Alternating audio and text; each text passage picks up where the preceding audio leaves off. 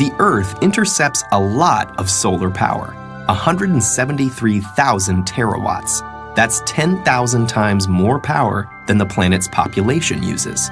So is it possible that one day the world could be completely reliant on solar energy? To answer that question, we first need to examine how solar panels convert solar energy to electrical energy.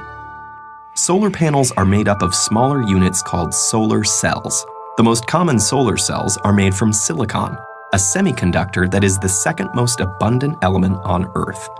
In a solar cell, crystalline silicon is sandwiched between conductive layers.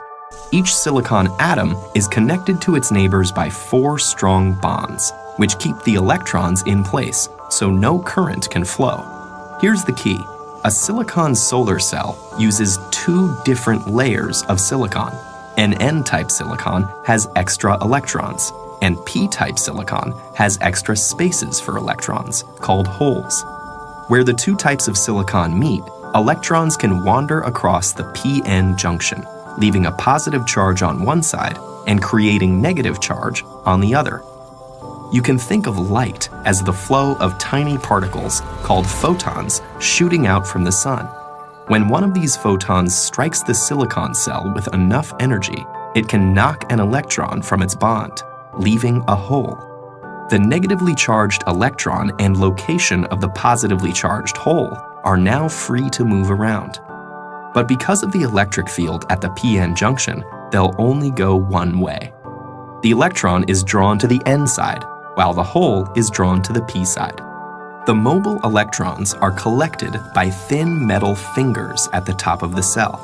From there, they flow through an external circuit, doing electrical work like powering a light bulb, before returning through the conductive aluminum sheet on the back.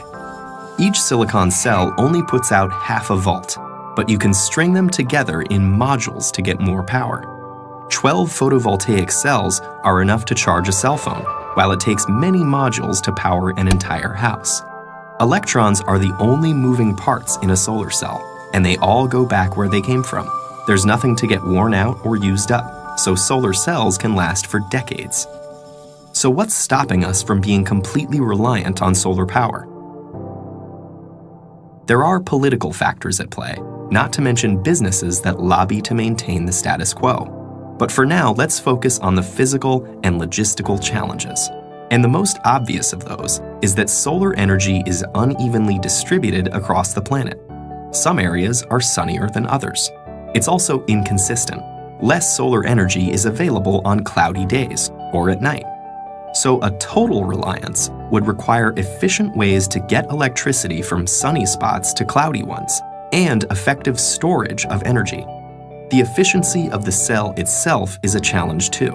If sunlight is reflected instead of absorbed, or if dislodged electrons fall back into a hole before going through the circuit, that photon's energy is lost. The most efficient solar cell yet still only converts 46% of the available sunlight to electricity, and most commercial systems are currently 15 to 20% efficient. In spite of these limitations, it actually would be possible to power the entire world with today's solar technology. We'd need the funding to build the infrastructure and a good deal of space. Estimates range from tens to hundreds of thousands of square miles. Which seems like a lot, but the Sahara Desert alone is over 3 million square miles in area.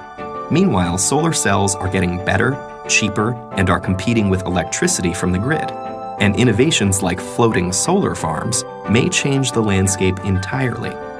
Thought experiments aside, there's the fact that over 1 billion people don't have access to a reliable electric grid, especially in developing countries, many of which are sunny. So in places like that, solar energy is already much cheaper and safer than available alternatives like kerosene. For, say, Finland or Seattle, though, effective solar energy may still be a little way off.